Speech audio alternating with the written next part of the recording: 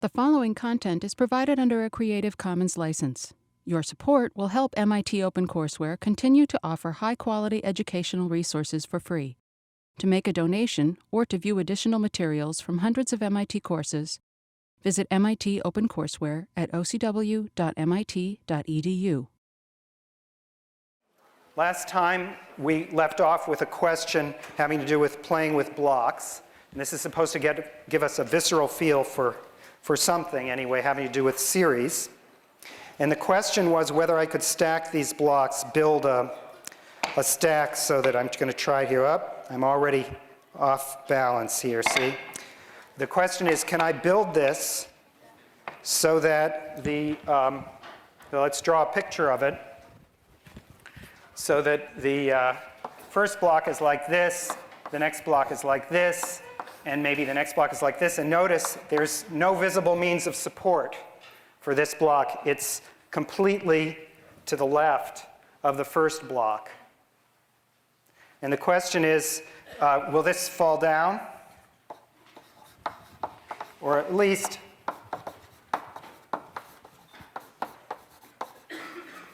or more precisely, eventually we'll ask, how far can we go? Now, before you answer this question, the claim is that this is a kind of a natural physical question which involves some important answer, no matter whether the answer is you can do it or you can't. So this is the good kind of math question where no matter what the answer is, if when you figure out the answer, you're going to get something interesting out of it. Because there are two possibilities. Either there's a limit to how far to the left we can go, in which case that's a very interesting number, or else there is no limit. You can go arbitrarily far, and that's also interesting and curious. And that's the difference between convergence and divergence, the thing that we were talking about up to now concerning series. So my first question is, do you think that I can get it so that this thing doesn't fall down well, you see, I have about 8 blocks here or so.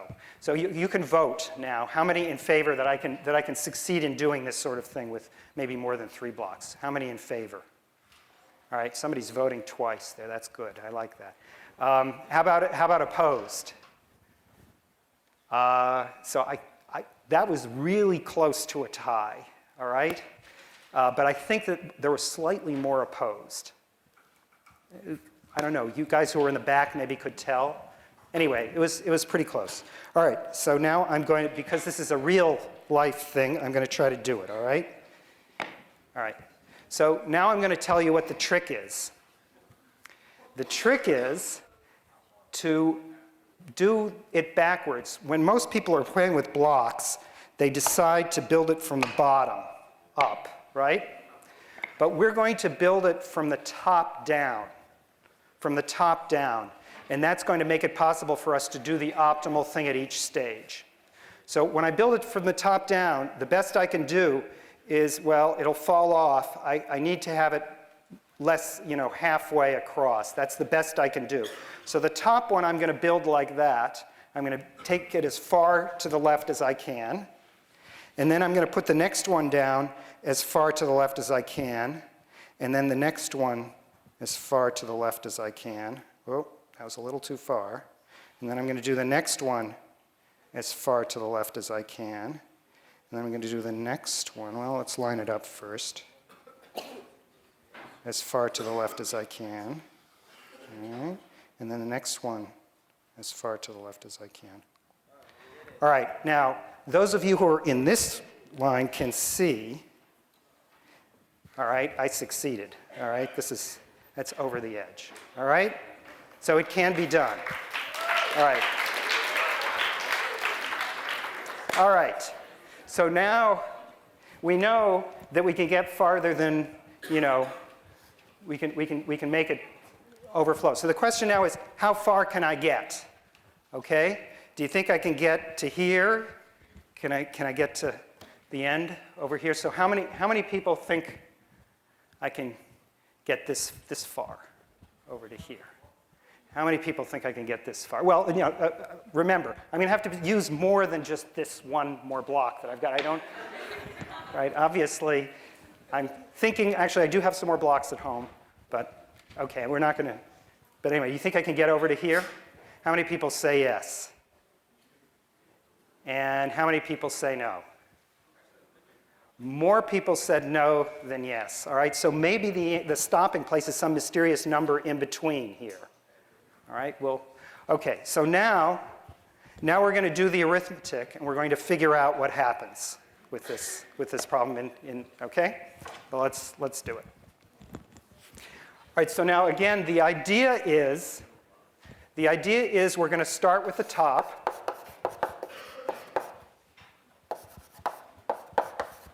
The top block. We'll call that block number 1. And then the farthest, if you like, to the right that you can put a block underneath it is exactly halfway. All right, well, that's the best job I can do. Now, in order to make my units work out easily, I'm going to decide to call the length of the block 2. All right? And that means if I start at location 0, then the first place where I am is supposed to be halfway, and that will be 1. Okay, so the first step in the process is 1 more to the right, or if you like, if I were building up, which is what you would actually have to do in real life, it would be 1 to the left. Okay, now the next one.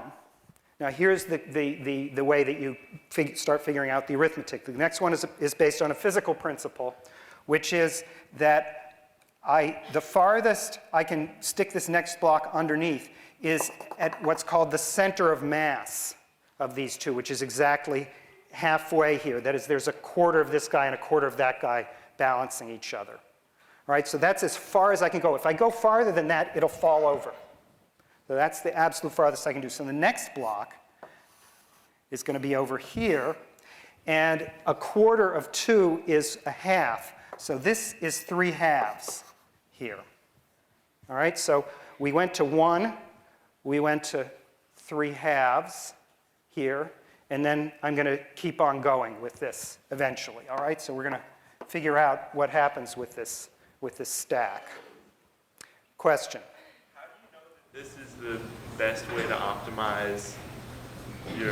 The question is, how do I know that this is the best way to optimize? I can't answer that question, but I can tell you that it's the best way if I start with the top like this and the next one like this, right? Because I'm doing the farthest possible at each stage. That actually has a name in computer science. That's called the greedy algorithm. I'm trying to do the best possible at each stage. The greedy algorithm, starting from the bottom, is an extremely bad strategy, because when you do that, you stack it this way, and it almost falls over, and then the next time you can't do anything. So the greedy algorithm is terrible from the bottom, but this is the greedy algorithm starting from the top, and it turns out to do much better than the greedy algorithm starting from the bottom. But of course, I'm not addressing whether there might not be some other incredibly clever strategy where I wiggle around and make it go up. I'm not addressing that question. All right, it turns out this is the best you could do, but that's not clear. All right, so now, here we have this thing, and now I have to figure out what the arithmetic pattern is so that I can figure out what I was doing with those shapes. So let's figure out a thought experiment here. All right? Now, the thought experiment I want to imagine for you is you've got a stack of a bunch of blocks, and this is the first n blocks. All right? And now we're going to put one underneath it.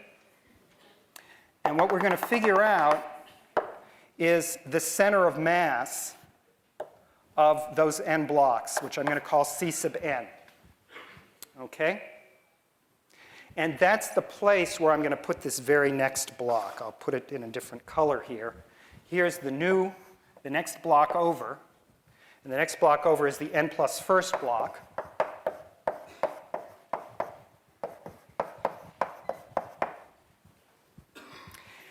And now I want you to think about what's going on here. If the center of mass of the first n blocks is this number, this new one It's of length 2, and its center of mass is 1 further to the right than the center of mass that we had before. So in other words, I've added to this configuration of n blocks one more block which is shifted, whose center of mass is not lined up with the center of mass of this, but actually over farther to the right. All right, so the new center of mass of this new block, well, this is the extra piece of information that I want to observe, is that this thing has a center of mass at Cn plus 1. It's 1 unit over because this total length is 2. So right in the middle there is 1 over, according to my units. All right, now this is going to make it possible for me to figure out what the new center of mass is. So Cn plus 1 is the center of mass of n plus 1 blocks. Now, this is really only in the horizontal variable, right? I'm not keeping track of the center of mass. Actually, this thing is hard to build because the center of mass is also rising. It's getting higher and higher, but I'm only keeping track of its left-right characteristic.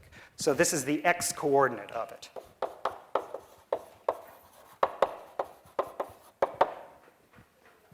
All right, so now here's the idea. I'm combining the white ones, the n blocks, with the pink one, which is the one on the bottom. And there are n of the white ones, and there's 1 of the pink one. And so in order to get the center of mass of the whole, I have to take the weighted average of the two. That's n times Cn plus 1 times the center of mass of the pink one, which is Cn plus 1. And then I have to divide, if it's a weighted average, as a total of n plus 1 blocks by n plus 1. Now, this is going to give me the new center of mass of my configuration at the n plus 1st stage. And now I can just do the arithmetic and figure out what this is. And the two Cn's combine. I get n plus 1 times Cn plus 1 divided by n plus 1. And if I combine these two things and do the cancellation, that gives me this recurrence formula. Cn plus 1 is equal to Cn plus, there's a little extra. These two cancel, that gives me the Cn, but then I also have 1 over n plus 1.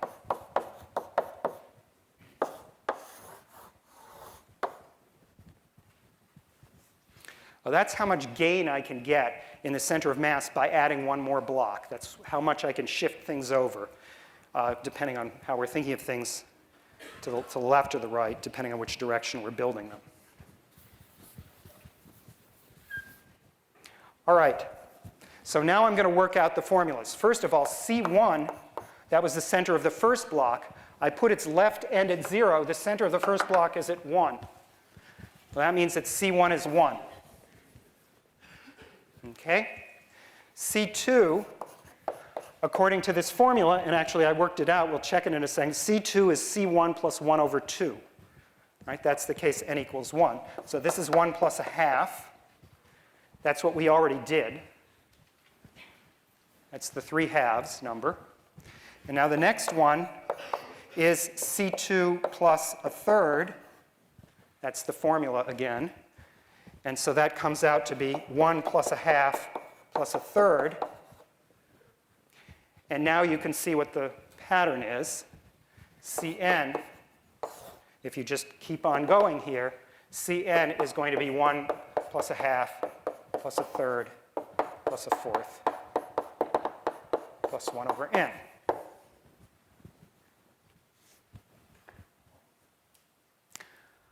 So now I would like you to vote again. Do you think I can, now that we have the formula, do you think I can get over to here? How many people think I can get over to here? How many people think I can't get over to here? Oh, there's still a lot of people who do. So it's still almost 50-50. That's amazing. Well, so we'll address that in a few minutes. So now let me tell you what's going on. This Cn, of course, is the same as what we called last time Sn. And remember that we actually estimated the size of this guy. This is related to what's called the harmonic series. And what we showed was that log n is less than Sn, which is less than Sn plus 1. All right? Now, I'm going to call your attention to the red part, which is the divergence part of this estimate, which is this one for the time being, all right? Which is saying that this thing is growing. And what this is saying is that as n goes to infinity, log n goes to infinity. So that means that Sn goes to infinity because of this inequality here. It's bigger than log n. And so if n is big enough, we can get as far as we like. All right? So I can get to here. And at least half of you, at least the ones who voted, that was, I don't know. We have a quorum here, but I'm not sure. We certainly didn't have a majority on either side. Anyway, this thing does go to infinity. So in principle, if I had enough blocks, I could get it over to here.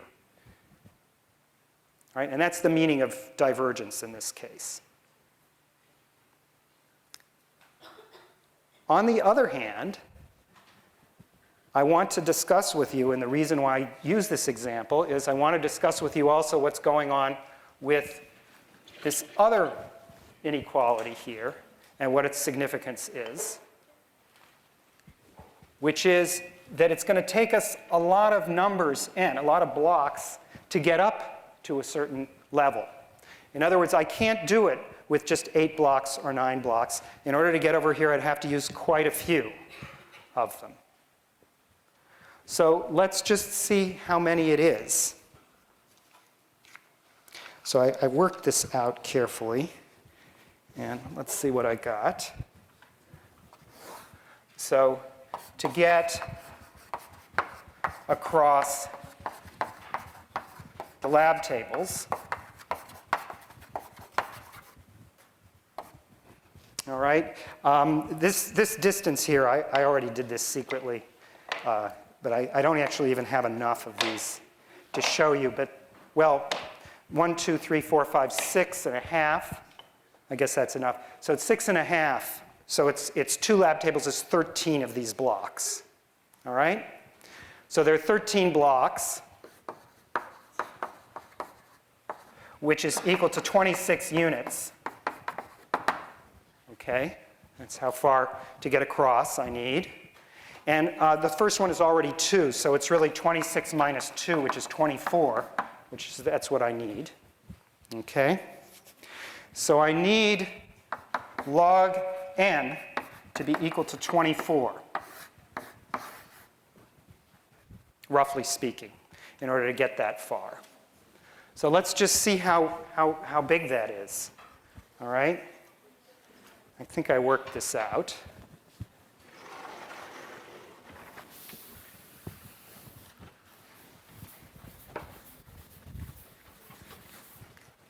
So let's see. That means that n is equal to e to the 24th.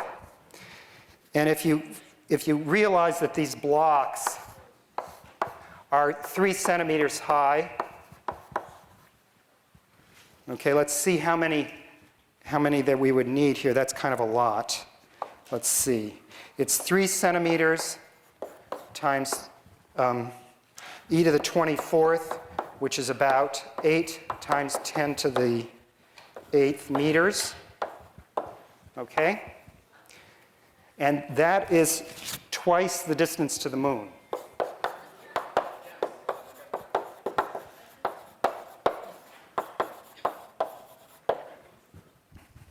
right. So okay, I could do it maybe, but I would need a lot of blocks. Right? So that's not very plausible here, all right?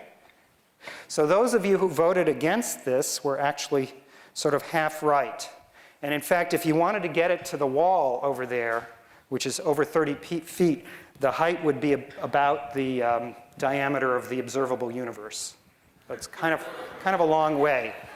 There's one other thing that I wanted to point out to you about this shape here, which is that if you lean to the left, right, if you put your head like this, of course you have to be on your side to look at it. This curve is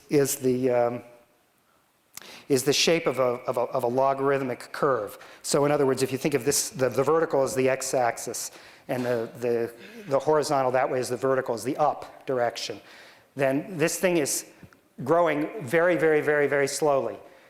If you send the x-axis all the way up to the moon, the graph still hasn't gotten across the lab tables here. It's only part way there. If you go twice the distance to the moon up that way, it's gotten finally to that end. All right, so that's how slowly the logarithm grows. It grows very, very slowly. And if you look at it another way, if you stand on your head, you can see an exponential curve. And see, so you get some sense as to the growth properties of these functions. And fortunately, these are protecting us from all kinds of stuff that would happen if there weren't exponentially small tails in the world. Like, I could walk through this wall, which I wouldn't like doing. Okay. Now, so this is our last example, and the important number, unfortunately we didn't discover another important number. There wasn't an amazing number place where this stopped. All we discovered again is some property of infinity. So infinity is still a nice number, and the theme here is just that infinity isn't just one thing. It has a character which is a rate of growth, and you shouldn't just think of there being one order of infinity. There are lots of different orders, and some of them have different meaning from others. All right, so that's the theme I wanted to do, and just have a visceral example of infinity. Now, we're going to move on now to some other kinds of techniques, and this is going to be our last subject.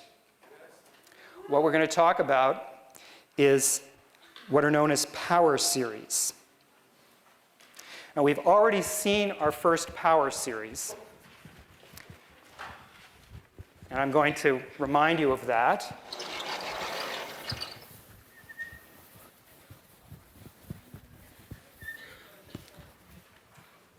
So here we are with power series.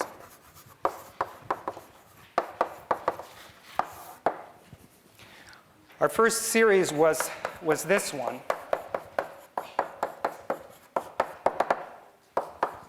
And we mentioned last time that it was equal to 1 over 1 minus x for x less than 1. Well, this one is known as the geometric series. You didn't use the letter x last time, I used the letter a, but this is known as a geometric series.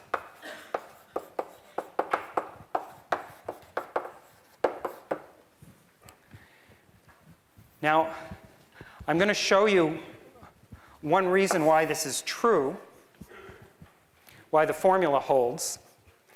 And it's just the kind of manipulation that was done when these things were first introduced. And here's the idea of a proof. So suppose that this sum is equal to some number s, which is the sum of all of these numbers here. The first thing that I'm going to do is I'm going to multiply by x.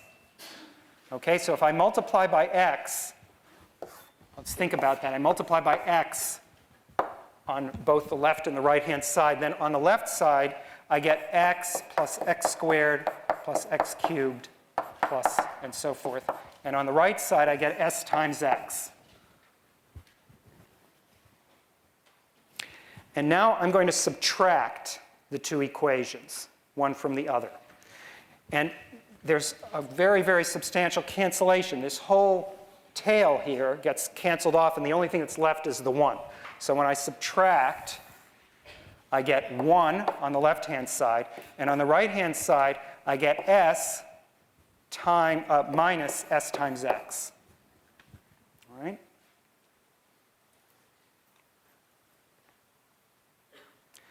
And now that can be rewritten as s times 1 minus x.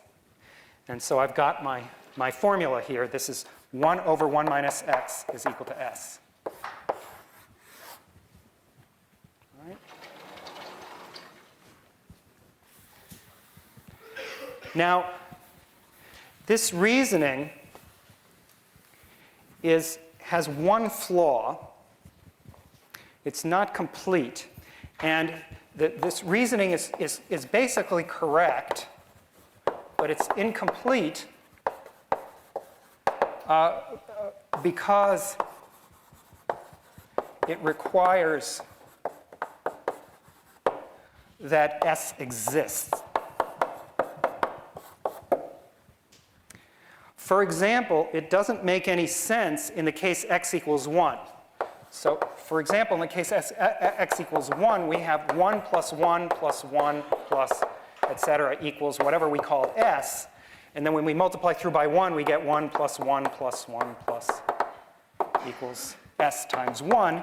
And now you see that the subtraction gives us infinity minus infinity is equal to infinity minus infinity. That's what's really going on in the argument in this context. So it's just nonsense. I mean, it doesn't give us anything meaningful. So this argument, it's great and it gives us the right answer, but not always. And the times when it gives us the answer, the correct answer, is when the series is convergent. And that's why we care about convergence, because we want manipulations like this to be allowed.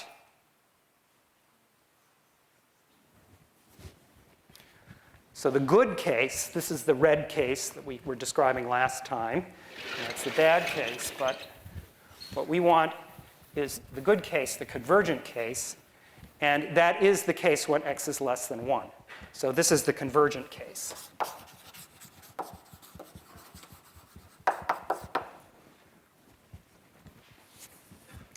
Now, okay, so there are much more detailed things to check exactly what's going on, but I'm going to just say general words about how you recognize convergence.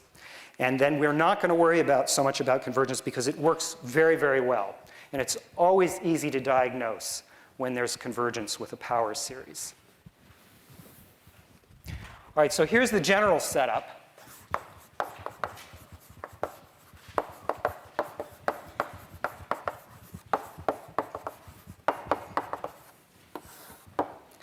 The general setup is that we have not just the coefficients 1 all the time, but any numbers here. Dot, dot, dot. And we abbreviate that with this summation notation. This is the sum an x to the n equals 0 to infinity. And that's what's known as a power series. Fortunately, there's a very simple rule about how power series converge, and it's the following. There's a magic number r, which depends on these numbers here, such that, and this thing is known as a radius of convergence.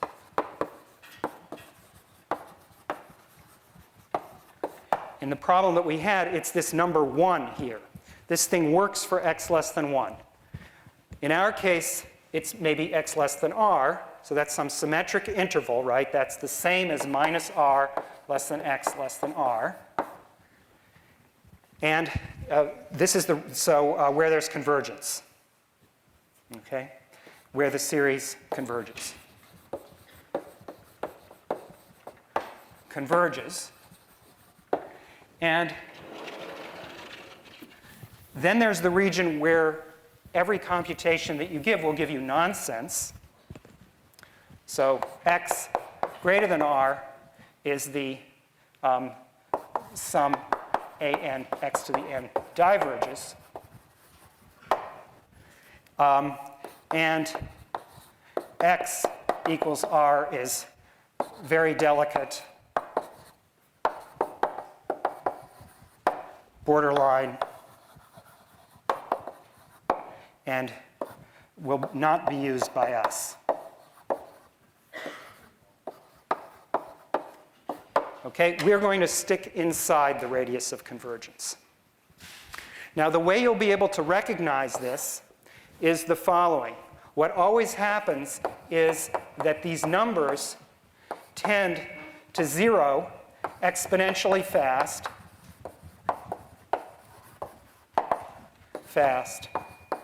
for x in R, and doesn't even tend to 0 at all for x greater than R. All right? So it'll be totally obvious. When you look at this series here, what's happening when x less than R is that the numbers are getting smaller and smaller. I'm less than 1. When x is bigger than 1, the numbers are getting bigger and bigger. There's no chance that the series converges. So that's going to be the case with all power series. There's going to be a cutoff, and it'll be one particular number, and below that it'll be obvious that you have convergence and you'll be able to do computations, and above that every formula will be wrong and won't make sense. So it's a very clean thing. There is this very subtle borderline, but we're not going to discuss that in this class, and it's actually not used in direct studies of power series. How do you tell when the numbers are declining exponentially fast versus just, in other words, 1 over x? They do So tend to 0. the question is, why was I able to tell you this word here? Why was I able to tell you not only is it going to 0, but it's going exponentially fast? I'm telling you extra information. I'm telling you it always goes exponentially fast. You can identify it. In other words, you'll see it, and it will happen every single time. I'm just promising you that it works that way. And it's really for the same reason that it works that way here, that these are powers. And what's going on over here is it's close to powers with these ANs. All right? There's a long discussion of radius of convergence in many textbooks, but really it's not necessary, all right, for this purpose. Yeah. The question was, how do you find R? Yeah, so I just said there's a long discussion of how you find the radius of convergence in textbooks, but we will not be discussing that here, and it won't be necessary for you because it will be obvious in any given series what the R is. It will always be either 1 or infinity. It will always work for all x, or maybe it'll stop at some point, but it'll be very clear where it stops, as it is for the geometric series. All right? Okay, so now I need to give you the basic facts and give you a few examples. So why are we looking at these series?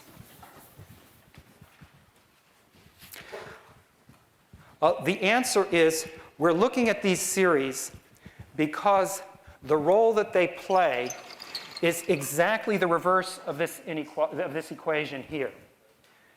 That is, and this is a theme which I've tried to emphasize throughout this course, you can read equalities in two directions.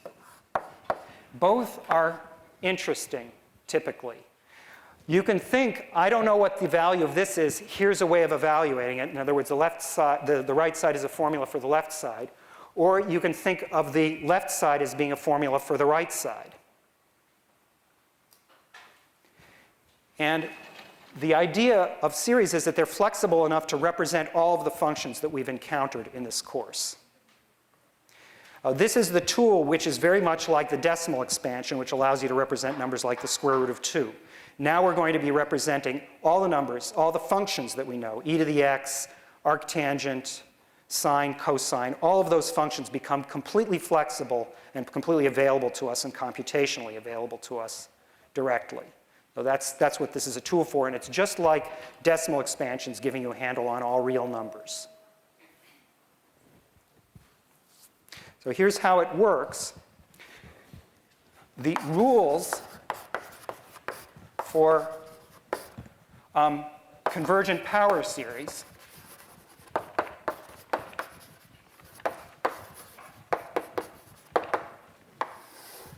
are just like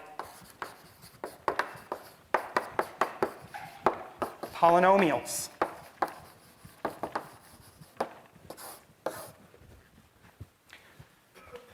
All of the manipulations that you do for power series are essentially the same as for polynomials. So what kinds of things do we do with polynomials? We add them. We multiply them together. we do substitutions, right? We take one function of another function. We divide them. Okay? And these are all really not very surprising operations, and we'll be able to do them with power series too. The ones that are interesting, really interesting for calculus are the last two. We differentiate them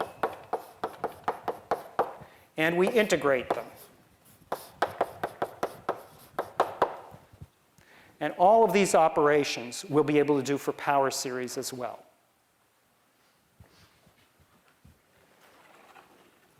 So now let's explain the high points of this, which is mainly just the differentiation and the integration part. So if I take a series like this,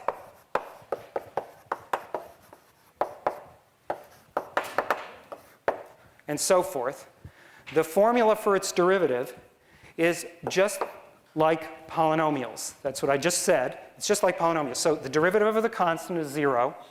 The derivative of this term is a1. This one is plus 2a2x.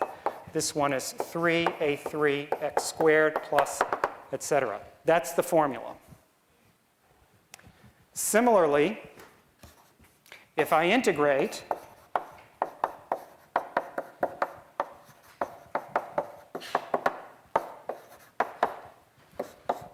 well, there's an unknown constant which I'm going to put first rather than last, which corresponds sort of to the a0 term, which is going to get wiped out. That a0 term suddenly becomes a0x.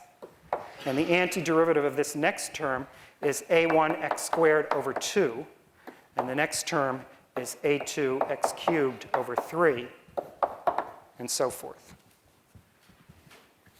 Yeah, question? Is that a series though, or a polynomial? Is this a series or a polynomial? Good question. It's a polynomial if it ends. If it goes on infinitely far, then it's a series. They look practically the same, polynomials and series. There's this little dot, dot, dot here.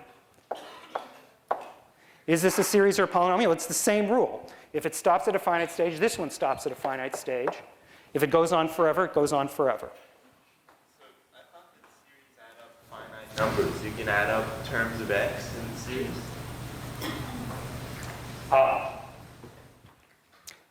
So an interesting question. So the question that was just asked is, I thought that a series added up finite numbers. You could add up x.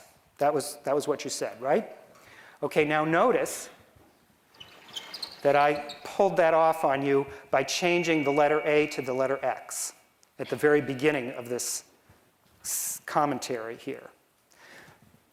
This is a series. For each individual value of x, it's a number.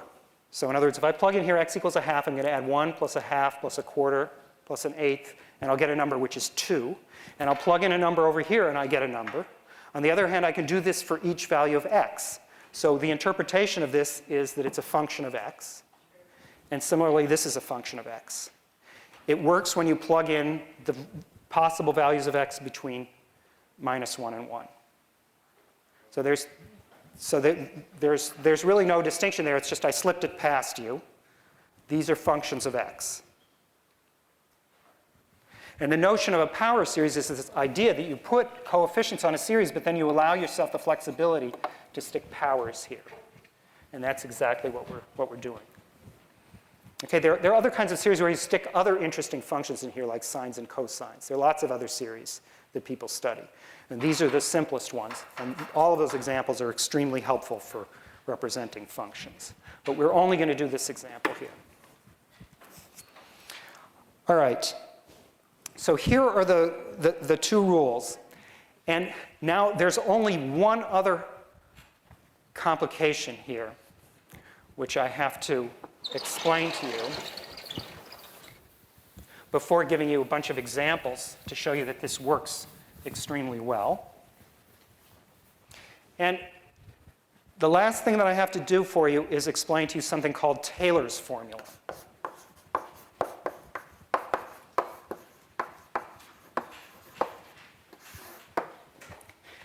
Taylor's formula is the way you get from the representations that we're used to of functions to the representation in the form of these coefficients.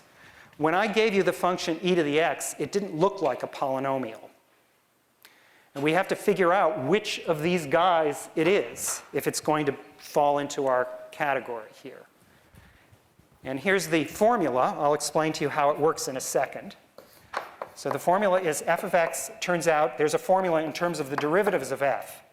Namely, you differentiate n times and you evaluate it at 0, and you divide by n factorial and multiply by x to the n. So here's Taylor's formula. This tells you what the Taylor series is. Now, about half of our job for the next few minutes is going to be to give examples of this. But let me just explain to you why this has to be. If you pick out this number here, this is the an, the magic number an here. So let's just illustrate it. If f of x happens to be a0 plus a1x plus a2x squared plus a3x cubed plus dot, dot, dot, and now I differentiate it, right? I get a1 plus 2a2x plus 3a3x squared. If I differentiate it another time, I get 2a2 plus 3 times 2 a3x plus dot, dot, dot. And now a third time, I get 3 times 2 a3 plus etc. So this next term is really in disguise 4 times 3 times 2x. A4x. That's what really comes down if I kept track of the fourth term there. So now here is my function. But now you see if I plug in x equals 0, I can pick off the third term. F triple prime of 0 is equal to 3 times 2 times a3. Right? Because all the rest of those terms when I plug in 0 are just 0. Here's the formula. And so the pattern here is this. And what's really going on here is this is really 3 times 2 times 1, a3. And in general,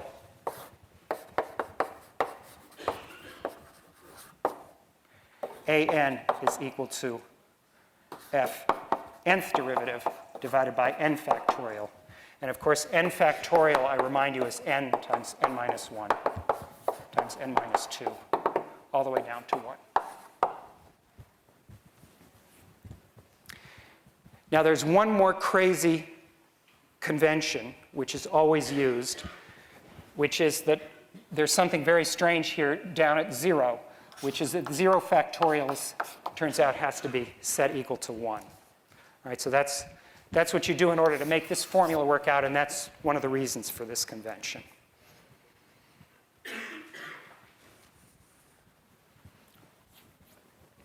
All right, so my next goal is to give you some examples, and let's do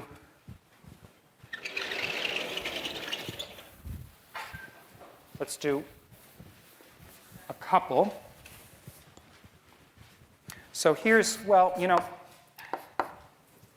I'm going to have to let you see a few of them next time, but let me just tell you this one, which is by far the most impressive.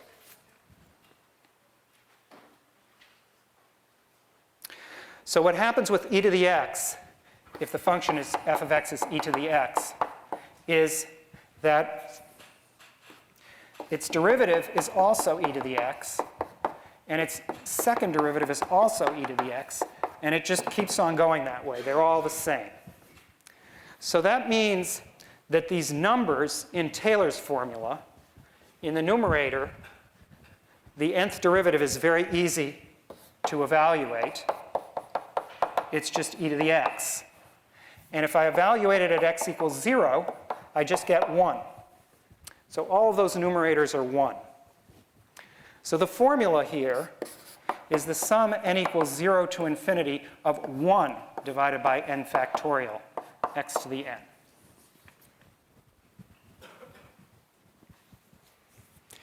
In particular, we now have an honest formula for e to the first power, which is just e, which if I plug it in, x equals 1, I get 1, this is the n equals 0 term, plus 1, this is the n equals 1 term, plus 1 over 2 factorial, plus 1 over 3 factorial, plus 1 over 4 factorial. All right? So this is our first honest formula for e, and also this is how you compute the exponential function.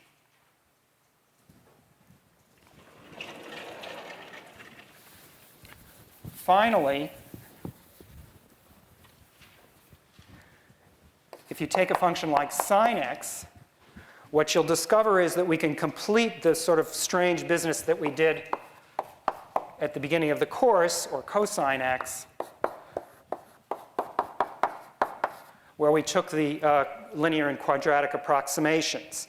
Now we're going to get complete formulas for these functions. Sine x turns out to be equal to x minus x cubed over 3 factorial plus x to the 5th over 5 factorial minus x to the 7th over 7 factorial, etc. And cosine x is equal to 1 minus x squared over 2 factorial. That's the same as this 2 here, plus x to the 4th over 4 factorial minus x to the 6th over 6 factorial plus, etc. Now, these may feel like they're hard to memorize because I've just pulled them out of a hat. I do expect you to know them. They're actually extremely similar formulas. The exponential here just has this collection of factorials. The sine is all the odd powers with alternating signs, and the cosine is all the even powers with alternating signs. So all three of them form part of the same family. So this will actually make it easier for you to remember rather than harder. And so with that, I'll leave the practice on differentiation for next time. And good luck, everybody. I'll talk to you individually.